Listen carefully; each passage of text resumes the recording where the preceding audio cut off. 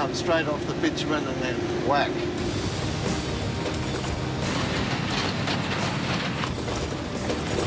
Heavy corrugations. Back off the pace a little bit. Jesus Christ. Sorry, old girl. Heavy machinery trucker Paul Mackay has a rough day ahead. Welcome to the dirt. Paul is taking on the Peninsula Development Road in Cape York. Cutting through the largest wilderness in northern Australia, it's a 600-kilometre patchwork of scorching bitumen and savage dirt track. This is where you can't break gear. Not looking very good. Don't tell the boss that one. We're an earth moving company, so we build dams and do other types of construction. We're heading up to pack the camp up and start floating all the gear back. For the last 3 weeks, Paul's earthworks company has been busy building a dam. Now the wet season is fast approaching. Paul's boss, Glenn Scott, needs to move his work crew and over $1 million worth of machinery before they get stranded. We've already had a couple of big storms, so just get everything out before we do get caught in here. Once the wet arrives, the road will become impassable for months. It's a 1,200-kilometre race to beat the wet season. But now, just 100 kilometres short of the dam, rain is the least of Paul's worries. One of our biggest hazards up here is driving in dust. You can have a truck go past you, or a couple of trucks, or whatever, or a car. You can't see nothing. Do you brake or just try and wing it? Yeah, it's not too far to our destination, so let's see what happens when we get up here.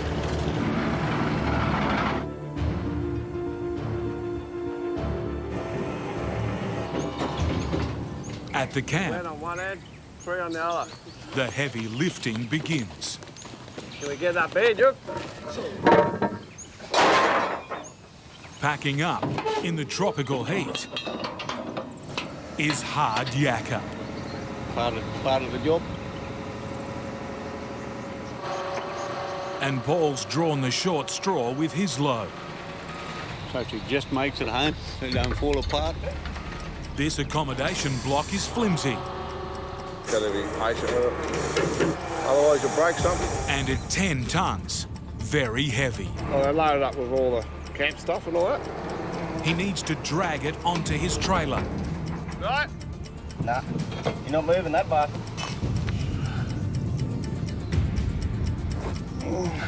So you get caught on the lip down there. In here, just on the lip where it's got to come back up onto the slide. With the rest of the convoy almost ready to move off, Paul needs to hurry to get this on.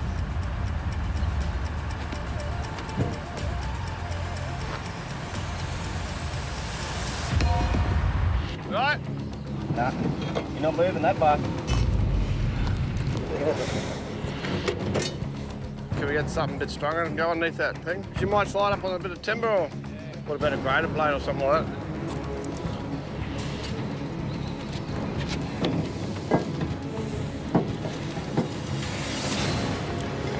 All good, mate. See how we go now.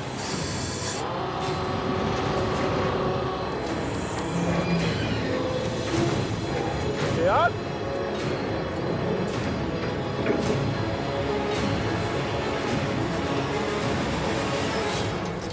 It might be on, but it's not straight.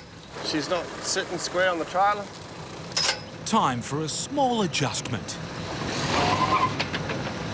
That's how we do it in the bush, mate. Finally, they can hook up And then I think we're ready to roll, mate, aren't we? and head out. 10 men, 4 trucks, 3 pilot vehicles, and 1 scraper. This convoy is ready to make some dust. 2 kilometres long, and at the wheel, over 100 years of trucking experience. Up front, Glenn the boss. Behind him, the veteran Foxy. Next, Jock the Scot. And bringing up the rear, Paul in his 54-metre triple road train.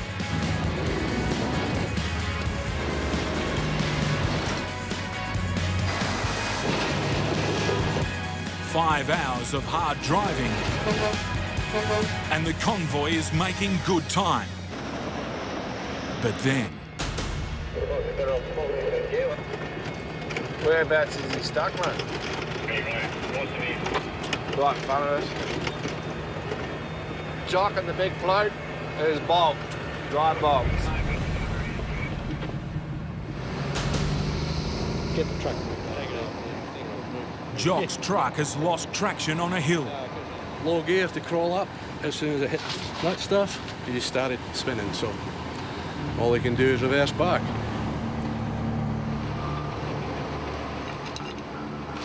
At least with a convoy,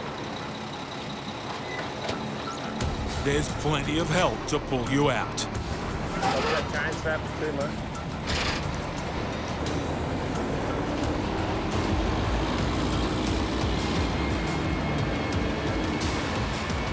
But there are downsides to travelling in a pack.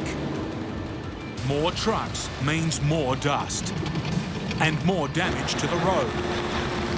This section here, for the next 40 k's, is like going to be pretty slow. At the moment, it's really, really rough. They haven't had graded for a while. So there's rocky stuff here that can wreck your tyres, big tyres and stuff. The deteriorating road has slowed the convoy to a crawl. Well, ladies and gentlemen, currently cruising at 10 kilometres an hour. It's about time of arrival. God knows. After 2 torturous hours at jogging pace, Paul invites Jock to break up the boredom. Sing me a good Scottish hymn.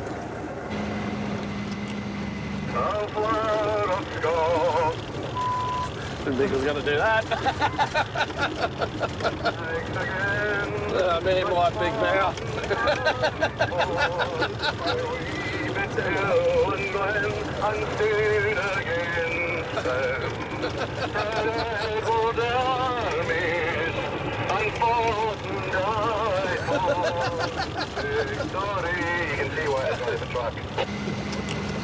I like the job, keep going. The show might be over, but this road is still calling a slow tune. And it's becoming a problem. We're starting to run out of daylight. 150 brutal kilometres are still left to drive. Taking them on in the pitch black is asking for trouble. Big push to try and get this gear unloaded as quick as we can. Ahead, there's a mountain range to climb. But first, a series of dry riverbeds to cross. We've got a bit of a zigzag into a river crossing, so we've got a big possibility of getting bogged in. I would get 3 around there. Paul's worried the climb out of the river is too steep and too narrow for his 3 trailers. Yeah, we're only going to do one at a time because it's just too tight. He decides to take them up one by one. A couple of big bumps right here, and then we've got to get out wide there to get ourselves around. Put the diff rocks and that into here.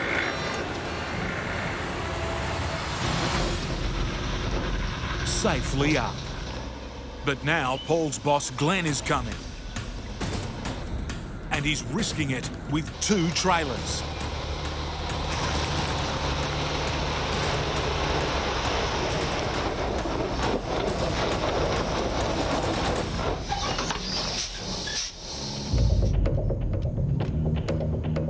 He needs Paul's help to pull him out. I'll back down to him.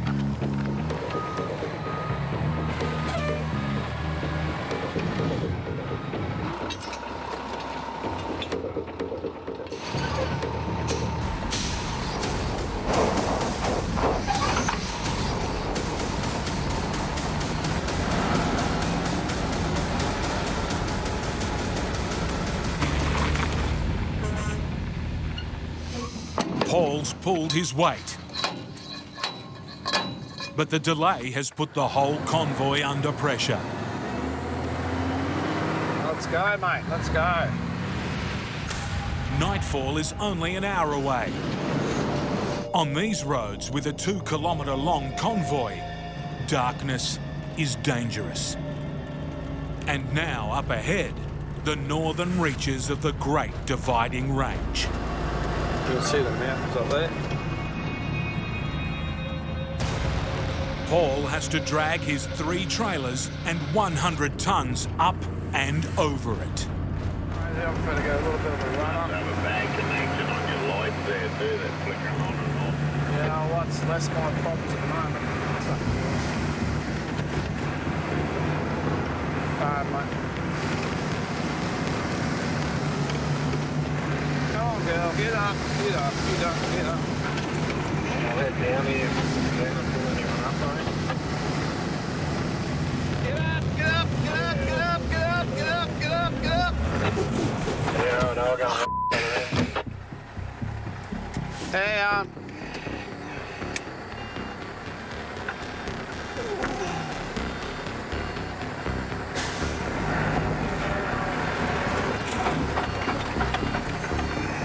You got the jumper? stuck at the top of it, mate. Night is falling fast. Must be 5 o'clock somewhere. Paul's 4-truck convoy was rushing to conquer this road in the daylight. But this dry bog has put paid to that.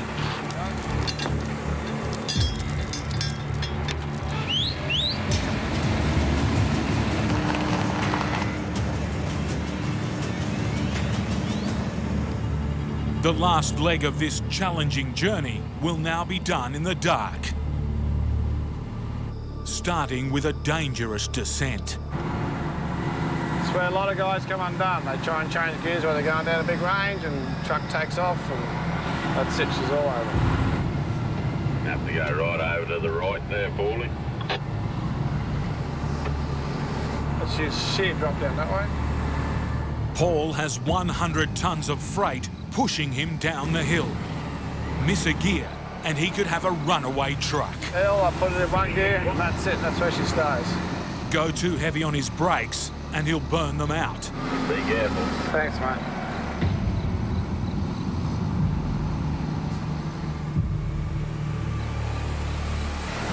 We can start letting it go.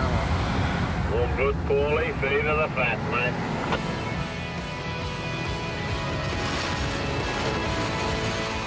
Finally, he's on the home straight.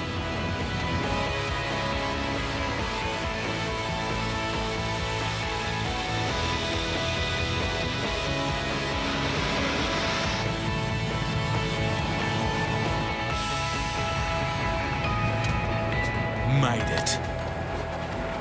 Yeah, well, we got here one piece, it's the main thing. Paul's shattered, but it's a job well done. Knackered. Probably gonna need a beer after that. Good job. Cheers. Got home safely. Good on yourself. Fuel trucker Jason Tuttle is savouring his last few moments with his 3 children. I do spend a lot of my time away. You know, it's just what you got to do to make a living. Jason's office is the remote Outback, where the farms are massive. There's one property out here. When he leaves his house, to get to his back boundary, it's 200 kilometres. His job, delivering a lifeline to properties way off the grid. The whole community out here does rely on fuel for all their power, generators and stuff like that. Yeah. So everything is relied on fuel getting through. During the wet season, dirt roads can transform into impassable bog holes. Storms can brew up in the afternoon and it can just put you completely out of the picture. So that's why if you've got an opportunity, you've got to take it with both hands and run with it. And right now, opportunity knocks. After months of being cut off, there's a break in the weather. Roads have reopened, and Jason's clients are desperate for his fuel. This time of the year is like playing Russian roulette when you're trying to get fuel into people in the bush, because the weather can change in 5 minutes. for you later, right? All right, be a good girl for Mum. Jason will be the first road train to attempt the run this year, but he knows his window of opportunity could close fast. You don't have time to muck around this time of the year. You sort of want to get in, get your job done and get back out onto the bitumen. With 93,000 litres of diesel on board, enough to fill 1,500 cars, Everything's good to go. Jason needs to get moving.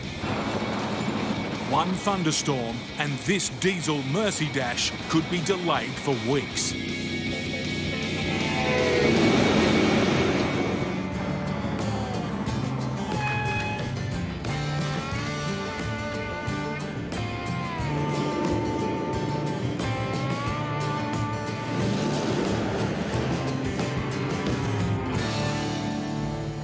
After a day and a half of solid driving, Jason's reached the start of the dirt. There's been no road trains on this dirt road this year. He's the first out here. For 53 metres of road train, this is uncharted territory. Even though we've got dust still blowing up behind us, underneath it's still moist.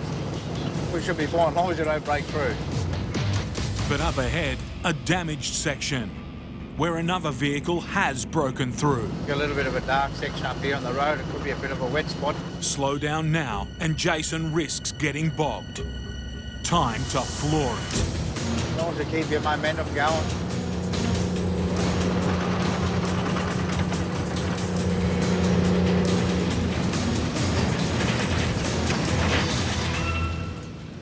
It's fairly cut up coming through there, and it was still a bit damp underneath. You can feel the truck sort of half sinking all the time. He's made it to his first fuel drop. Urandangi, population 60. There's a bit of relief there. We've made it in. First stop, the local pub, general store, petrol station and post office, all run by Pam Forster. G'day, Pam, how are you? It's so good to see you. Yay, yay. Oh, at long last, fuel for all of us. Anyway, all right. I'll go and start delivering some fuel around. Great. For Pam, this delivery is the first in 3 months. Everybody's starting to get a little bit low with fuel because we've been flooded on the Northern Territory side now off and on since before Christmas. Tanks topped up. Next crucial job, Going. I'll just put Jason on for you. getting word from a station manager on the condition of the road ahead. Is that road open or closed over that way? Yeah, the only thing is if I get bogged in this other bog hole over here, I've got nothing to pull me out. I'll give you a call before I leave here. Excellent, mate. Thank you. Righto, Ryan. Bye, mate. Bye. What's the river doing? It's at 0.8. Hell, you won't get through there. No, not today, but no, he's talking. It's not the news he wanted. The way forward is blocked by nearly a metre of water flowing over the road. If I get stuck in there, there's nothing really to pull me out. I'm sort of on my own. The truck's too big to dig out with a shovel. After a morning of phone calls to desperate customers, Jason's made up his mind. We got a 5-hour detour now because the bog hole on the other side of the river here. He'll take an alternative route that's 300 kilometres longer.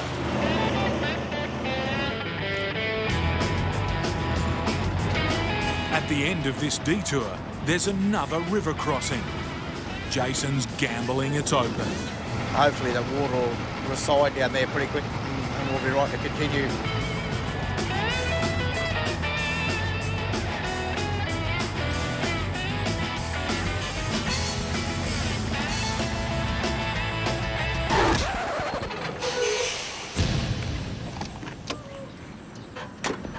The local council have declared the road ahead impassable. There's still water over the bridge up there, mate. Is there? Yeah, mate.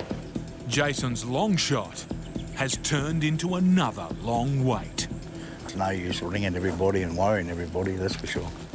So you just sit and you just wait. That's all you can do, mate.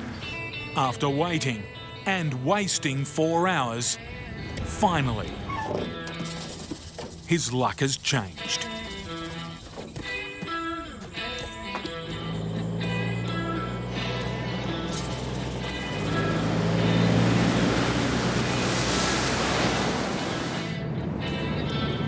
We're just coming up to the end of the bitumen on the Donahue Highway. Say goodbye to our hard black stuff and hello over to the different coloured rough stuff. He's on the dirt, and for the first time in 3 days, there's not a cloud in the sky. Jason can start thinking about offloading some fuel. The first delivery we'll do will probably be about 6 hours' time.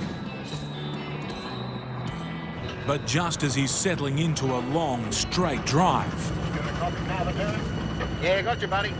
news from a council worker. Yeah, the river's 600 over up there, mate. Oh, is it? Yeah, mate. Over half a metre of water on the road ahead. Too much for his truck to power through. This is what I said back there, mate. I said it's still open, mate. Yeah. Because I've been up here every day looking at it, mate. And Oh, it's yeah? not dropping fast. I nearly got caught up here the other day. I'll be back up in the morning Yeah. and I'll check it out again in the morning. I want to go across before you fellas go across it. Jason's only option, wait some more. Next morning, and the water levels have dropped.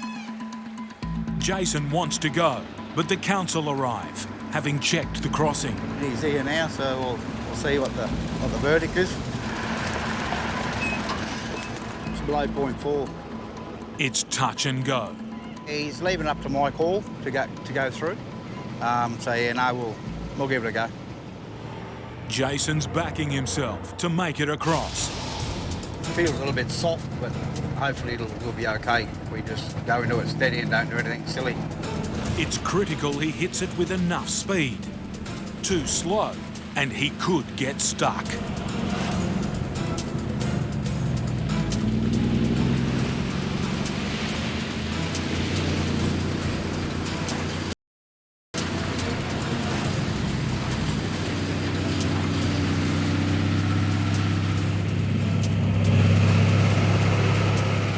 On the slippery climb out of the river. Trouble.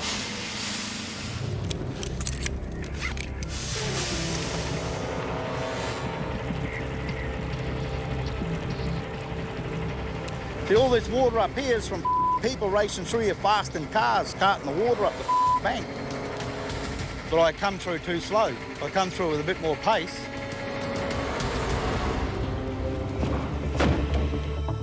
It's a rare low point in 20 years of trucking. This is probably the second time in my career I've ever been stuck. After a frustrating hour, a local station owner arrives with some serious pulling power. Jason's relying on the stiff bar to hitch up to the grader. There's just one problem. It doesn't fit. I got a chain there. How big a chain? Not big at all, and far from ideal for pulling 130 tonnes of bogged road train.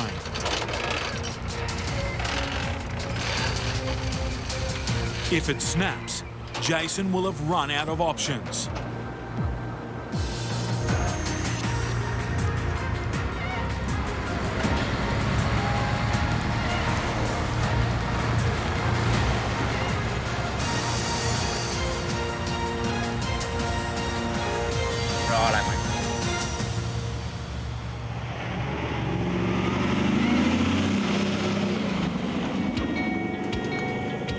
A rough dirt road never felt so good.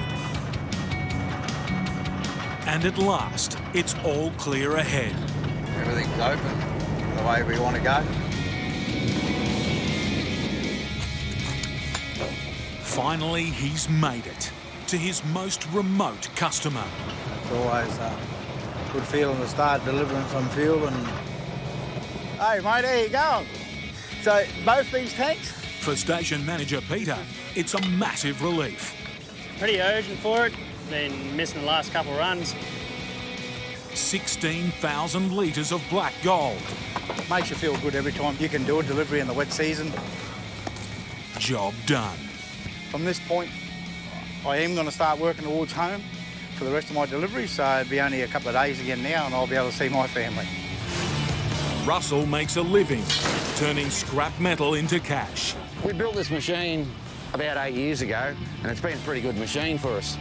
His homemade mobile car crusher can chew through a dump in a day. But with steel prices at a 12-year low, Russell's business is feeling the pressure.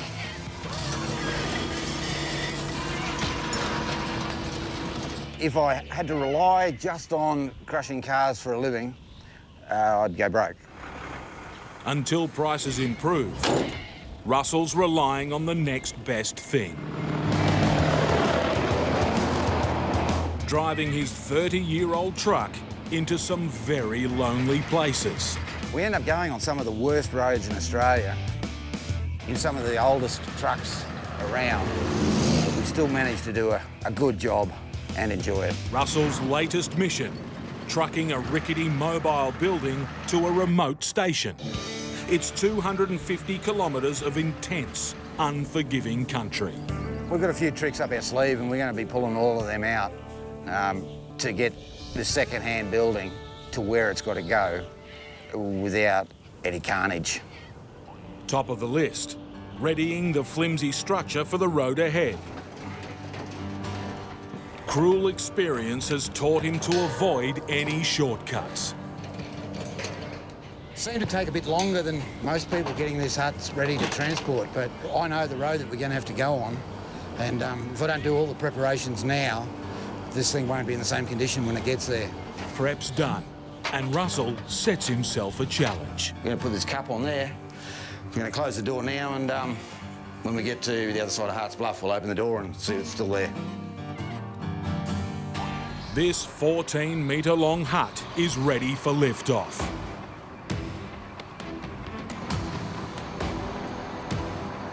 We just need to force this end over this way a little bit. Yep, beautiful. One load on, 2 more to go. We're going to pick up now a 20-foot container and a smaller 10-foot container. We'll go back and we'll just knock together our 3-trailer road train. I'll adjust a few chains and swap a few things around. Hooked up, secured, and ready to go. We'll head on out of town. 53 metres of road train on 62 tyres. Well, we're just leaving Alice Springs now. We've got the McDonnell Ranges off to our left.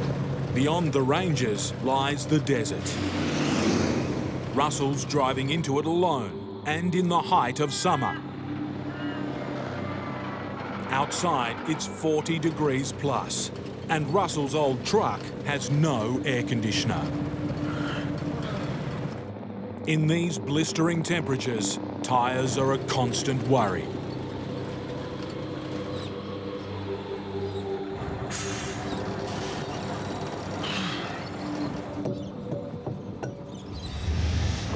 Well, I just popped the drive tyre. To make matters worse, the flat tyres rolled off the rim. It's gone flat. I can't see any visible, like tear marks in the side or any giant holes. See if I can inflate it. And then once it's pumped up, determine where or why there's leaking out of it. I'd like to be able to fix it rather than change it because it's a bit warm out here. Jacking up his road train and wrestling with 50 kilos of hot rubber would be a recipe for heat stroke. To get the tyre back onto its rim with minimal effort, Russell has an unconventional approach.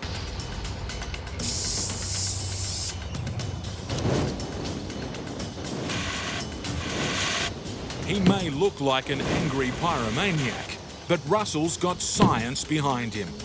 The air consumed by the fire should suck the tyre onto the rim. But it's not working. But normally I just put a spray of that around when it's not that hot. Just light it, draws its air from the inside and poof, tyre seals.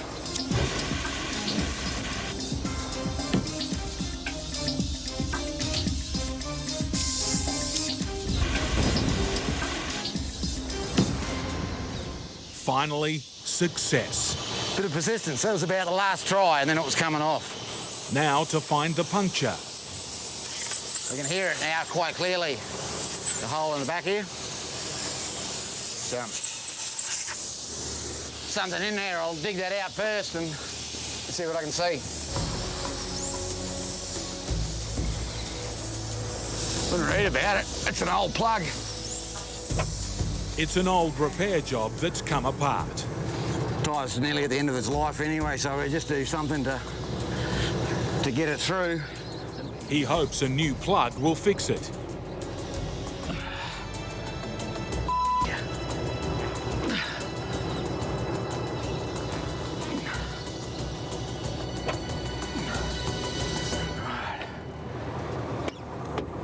Look at that, like brand new. Should be all right. We'll get going.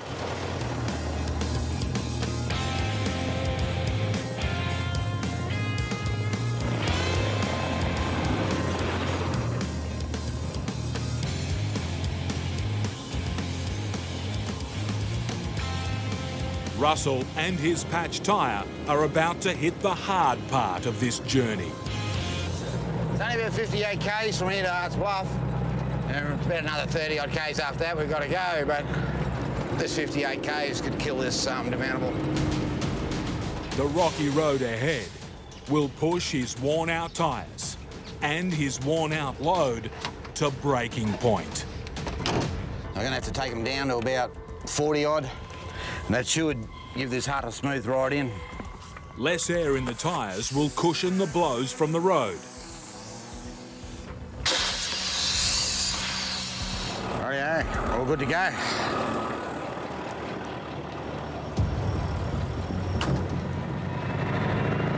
Until now, Russell's coffee cup has hung in there, but the road ahead is notorious for breaking more than just china. Tyre tracks means it's gone bull dusty, it's chopped up. Holes in the road surface fill with fine dust. These bull dust holes are little surprises. You don't know how deep they are, and that's hitting them too fast. It's the sort of thing that's going to cause damage to the hut. His load, outside and in, is relying on him being at the top of his game. I'm still pretty confident that that cup we positioned back there for a joke is still all right. Now, a dry creek bed to negotiate. A few overhanging trees here. We're just going to have to pick the right line. We've got to sort of take it out wide, make sure that the demountable building doesn't collect one of the tree branches overhead.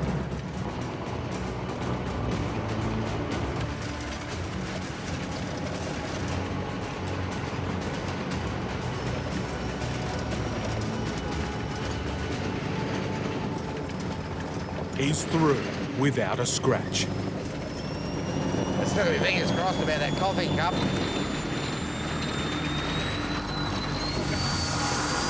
It's just coming on sunset. We're just sort of coming into Arts Bluff now. He's nearing his drop-off point. Just about to get up to where we're going to camp. There's a nice breeze, and I'm looking forward to a nice view in the morning. It's not the view he had in mind. Must have leaked. But that's not the half of it. Further back, more carnage from the road. Yeah, well, we've had here is a wheel bearing, like, collapse. Won't be able to travel with this thing. The nearest workshop is over 200 kilometres away. Russell will need all his bush mechanic skills to drive away from this one. I'll give it a quick squirt of air and then we might be all right. While he hopes the flat is a minor repair, the wheel bearing is not. To fix this problem, he needs to first unload the hut. Out here, the only way to do that is with his loader. It's a tricky operation. He has to make sure he gets the forks in exactly the right spot. Balancing a 6-ton, 14-metre hut on 2 forks is an extremely risky manoeuvre. A sudden jerk or a gust of wind and this flimsy building could hit the dirt.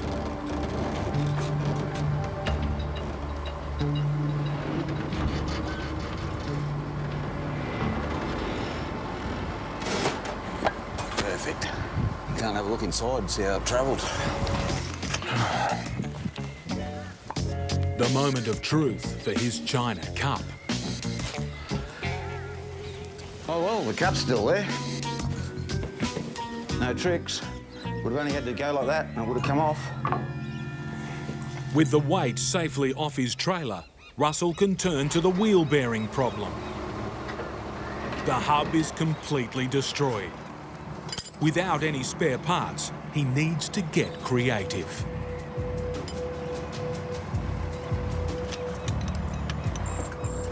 Working on his own in over 40-degree heat, Russell's just about had it. I'm a bit out of condition, it's a bit hot. His rig has 62 wheels. Russell thinks he can get by with one less. A makeshift sling will keep the bare hub from dragging along the ground. Had a fair bit of tyre drama coming out here. All become a bit evident this morning when we had a look around. Anyway, it's all done now. We might sit on out of here, get a bit of breeze going through me. Next stop, Alice Springs. He's got a long list of repairs and a little less rubber on the road. But for this Outback trucker, it's another mission completed.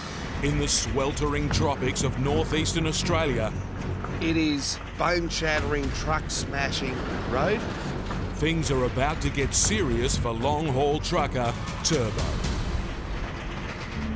This one-man bandwagon likes a laugh and loves his truck. Hell yeah, that's what I like. But where he's heading is no joke. It will absolutely destroy human and machine. The dirt roads of the remote Cape York Peninsula are bold, barren, and brutal. Because here, on dirt, you've literally gone to hell on earth. This is the real world. This is real trucking.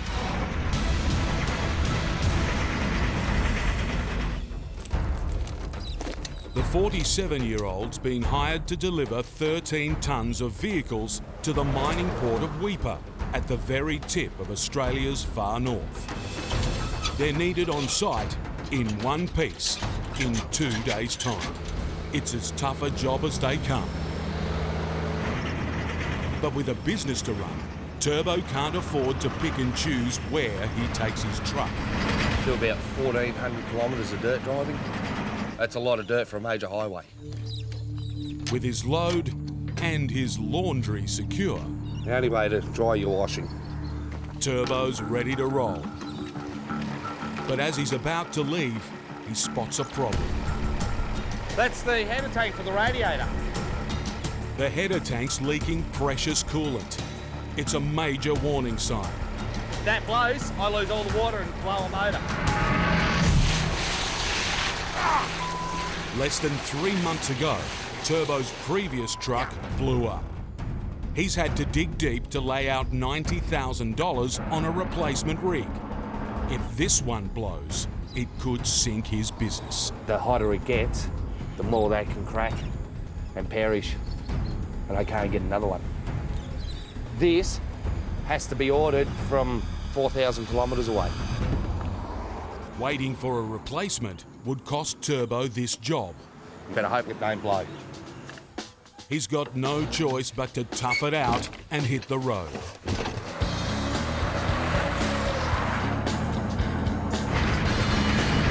With 1,900 kilometres of hot, bone-shaking road ahead, the last thing Turbo needs is mechanical headaches. That header tank is always going to play on my mind until I replace it. He'll have to go steady or risk losing his livelihood. I'm not going to push it. I'm not going to be stupid about it. Go too slow and he risked missing his deadline. His tyres are smashing into millions of corrugations. Bumps in the road that grow worse every time a vehicle passes over them. With his truck already leaking precious coolant, Turbo must back off. If I go flat out, all it's going to do is just absolutely destroy the truck. It's going to destroy me. Definitely do some major damage to the vehicle on the back. Probably even lose one. On the bone-dry track, there's another potentially lethal danger. The issue that you've got is when we got these things coming. Powdery dirt, or bull dust, means Turbo can't see what's coming his way. We basically drive blind. In the last 8 years, 12 people have died attempting to ride this road. With massive trucks reaching closing speeds of 150 kilometres an hour, by the time Turbo spots trouble, it could be too late. Try not to do any damage myself, but because it's the dirt road, it's gonna flick rocks up everywhere. Flying rocks could also mean serious damage for Turbo's $260,000 freight. Smash windscreens. It's not fun. It's not long before Turbo hears a problem. It's either I've popped the tyre or I've broken the windscreen. But before he can pull up and check, there's more trouble. Looks like they're doing roadworks up here somewhere. The narrow detour, running right on the edge of the trees, means Turbo can't stop. With every metre, the road could be wreaking even more havoc on his truck. Finally, it's safe to stop and take a look. Once the bull dust settles,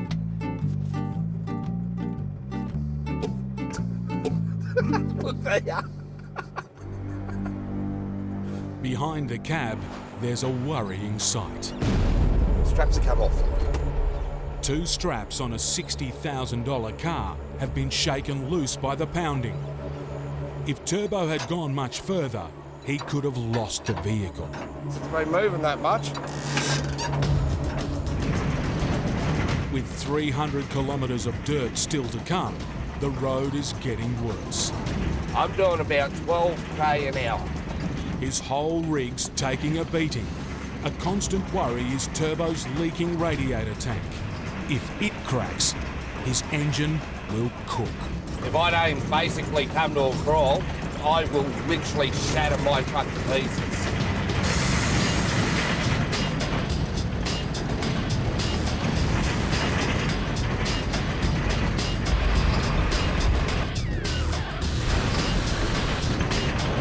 After 10 hours of torture,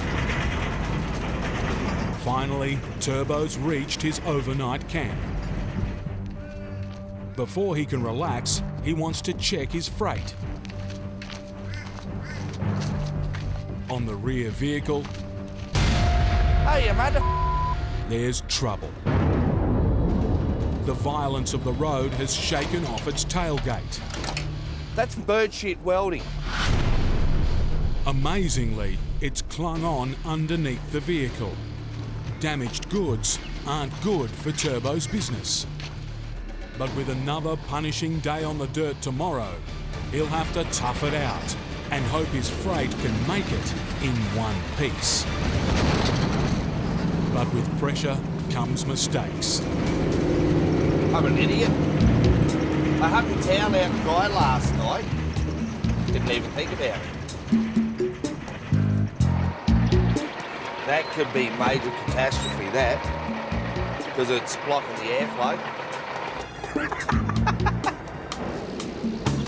But I literally could have cooked the engine.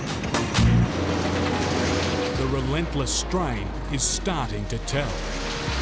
Getting your load and your rig there in one piece and back, it really tests the driver. But Turbo must stay sharp for the next challenge. A herd of wandering Brahman cattle. Turbo's $90,000 rig is barely worn in. Hitting a 600-kilo animal could wreck it.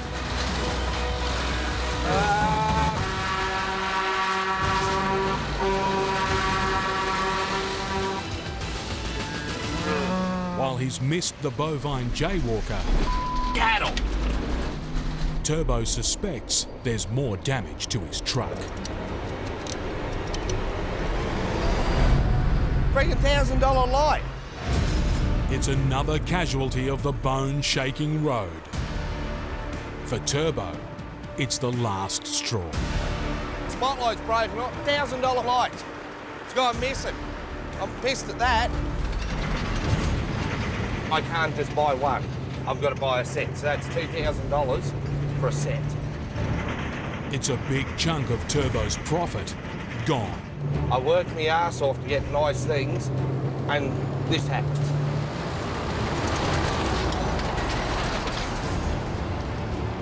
He may have lost one battle, but the war's almost over. Turbo's destination, Weeper, is in sight. On this highway through hell, Turbo slugged it out with corrugations. I'm wishing that smooth out. Stressed over his truck. That header tank is always going to play on my mind. And risked his life. We basically drive blind. To survive one of Australia's meanest strips of dirt. Now, it's time to deliver. This is going to be good. That's now another customer happy. It's another delivery well done. Timeline, distance, the whole lot. She ran like a dream, which is good. So that's another happy ending for this new girl. Bush trucking veteran Jeff Fullwood is battling the ultra-remote dirt roads of Arnhem Land and the rare but dangerous hazard of traffic. If we've got a vehicle in front, there's another one coming up behind us. We've just got to play it safe. Everyone gets past safely. Keep it going, mate. You don't hesitate out here, mate. Make a decision and go. Could have been worse. Oh, here we are, Monday morning. Got a bit up here already. We've got the boat, motorbike, some other bits and pieces up the front here. On this trailer here, I'm putting a container full of furniture. And then put this boat, it'd have to be worth over 100 grand. They're beautiful. Completing his 53.5 metre long road train is a trailer loaded with recyclable waste. I get the easy job on the forklift. Poor Kerry's up in there, sweating it. Gets bloody hot in there, eh? We do the recycling, so that guarantees us a backload every week. Over 30,000 drink containers a week. Not bad drinkers in this town. Well, that's the last trailer done. All finished, all the back freight. Thanks, mate. For Jeff, this day is special. Yeah, fellas, today. Today, he's 66 years old. Light the candles up. Want to come in the shed? Yeah. He's spent 48 of them behind the wheel of a truck. Happy birthday, dear Jeffrey. Serving as a lifeline to remote communities.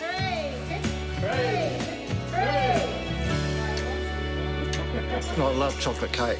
Someone knew that. Mmm, beautiful. 66 today, still doing this stuff. There's much more than just a job carting freight. There's a lot more to it than that. It's just the friends you make and the smiles that you put on people's faces and they put on mine. It's certainly worth all the effort. A father of 5 and grandfather of 11, Jeff's coming to the realisation that his days on the road are numbered. Right. I'll have to retire doing this one day because I owe it to my family to take it easier, spend more time with them, kids and the grandkids. Got to do it soon, or it's too bloody late. I'm just letting the pressure out of these tyres. You know, it'll be a lot smoother ride over the corrugations and the rough stuff. 6 more to let down and we'll be right. Uh-oh. Bugger it. Bloody flat tyre. Oh, better change it. I was hoping to be gone in at least about another hour, but well, it'll be another hour and a half before we get going now. I usually only average about 1 flat tyre a trip, but I think last trip I didn't have any, so it looks like we're going to have 2 this trip. Oh, crikey. Can't see. Burning. It's pushing 32 degrees with over 60% humidity, and each tyre weighs in at 120 kilograms. Time's against him. On the brutal central Arnhem Road, he wants to overcome a series of steep hills or jump-ups before sunset. Negotiating those jump-ups is a lot safer during daylight hours. All right, everything's ready to go, I think. 3 trailers, 50 tonnes, 53.5 metres long. Ready for takeoff. Jeff's keen to get home and doesn't need any more delays. I really like to get back into Darwin Wednesday evening. I've got 5 daughters.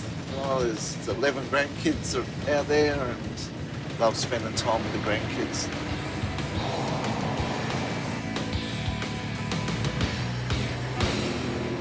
The Central Arnhem Road, one of the most remote dirt roads in Australia. You come straight off the bitumen and then whack.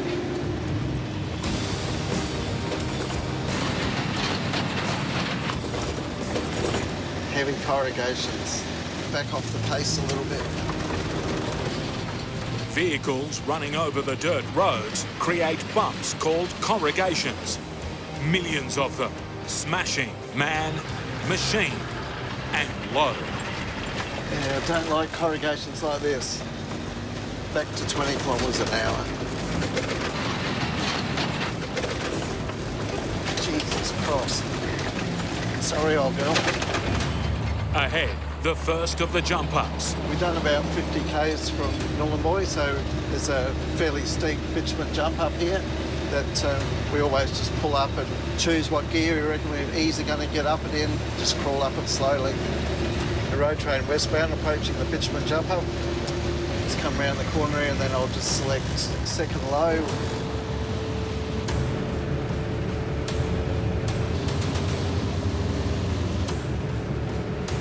It's where you put a lot of trust in your machinery.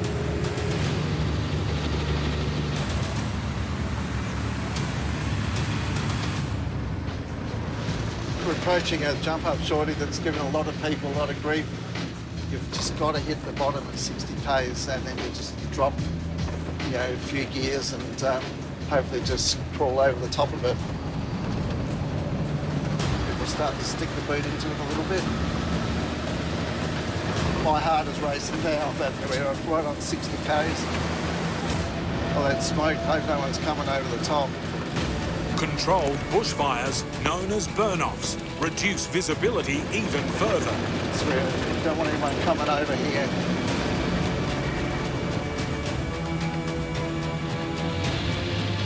Come on, let's get up over.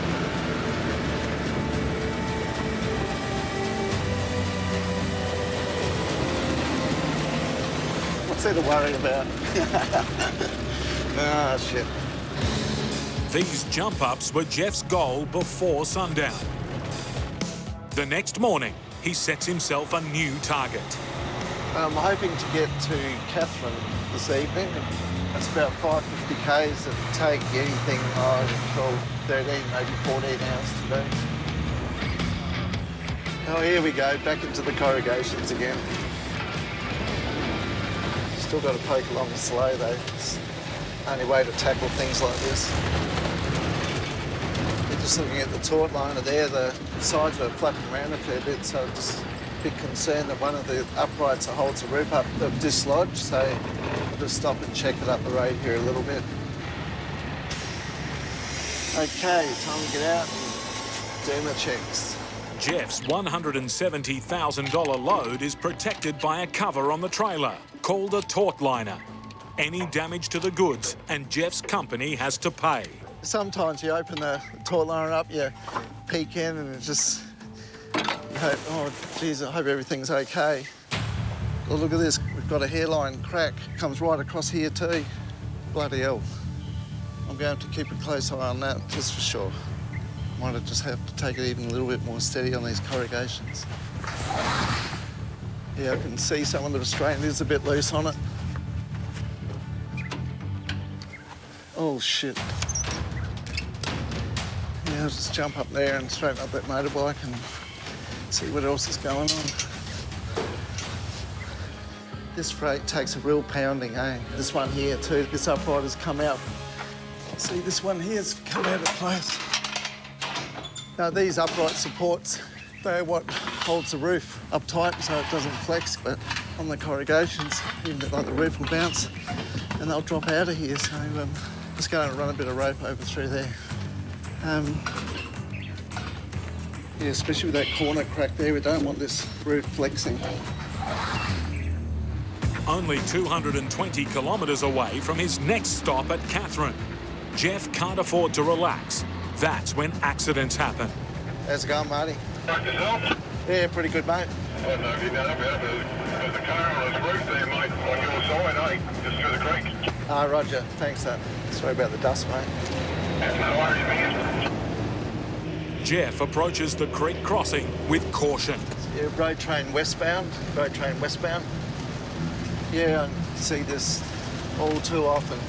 Be a treacherous road if you travel too fast. It's a bit rough there. It's a bit of slate there. They might have skidded on that, hit something, and yeah, flipped over. At this stage of a trip, yeah, I'm really looking forward to getting on that bitumen and give the poor old truck a rest. This poor old truckie a rest too.